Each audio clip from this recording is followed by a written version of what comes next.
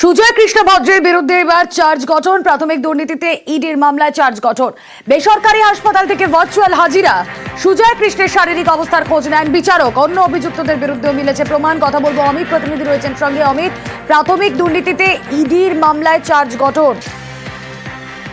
একেবারে রুমেলা, প্রাথমিক শিক্ষক নিয়োগ দুর্নীতি মামলায় ইডির তরফে যে তদন্ত করা হচ্ছিল, ইডির তরফে যে চার্জশিট দেওয়া হয়েছিল আদালতের বিভিন্ন অভিযুক্তদের বিরুদ্ধে, আজকে সুজয় কৃষ্ণ ভদ্রের বিরুদ্ধে চার্জ গঠন করা হলো এবং তিনি আজকে দুপুর 2টো নাগাদ শহরের বেসরকারি হাসপাতাল থেকে ভার্চুয়ালি একটি শুনানিতে অংশ নেন। এরপরই আদালতে বিচারকের তরফে তার বিরুদ্ধে বলা হয় যে এই যে প্রাথমিক শিক্ষক নিয়োগ দুর্নীতি মামলায় অন্যান্য যারা অভিযুক্ত রয়েছেন, মানিক ভট্টাচার্য, কুন্তল ঘোষ, এদের সাথে সাথ মিলিয়ে তিনিও এই দুর্নীতির সঙ্গে যুক্ত এবং সেখান থেকে বেআইনিভাবে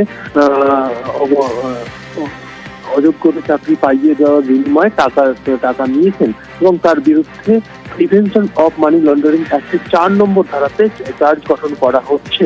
এই মর্মেই তার বিরুদ্ধে চার্জ গঠন করা হয় এবং তাকে দিয়েই প্রাথমিক শিক্ষক নিয়োগ দুর্নীতি মামলায় চার্জ গঠন করা হলো। একই সঙ্গে আদালতের অবজারভেশন, এখনো পর্যন্ত ইডির তরফে যাদের বিরুদ্ধে চার্জশিট দেওয়া হয়েছে তারা এবং যাদেরকে অভিযুক্ত দেখানো হয়েছে তাদের কোথাও না কোথাও কি এই প্রাথমিক শিক্ষক নিয়োগ দুর্নীতি মামলায় যোগসূত্র রয়েছে।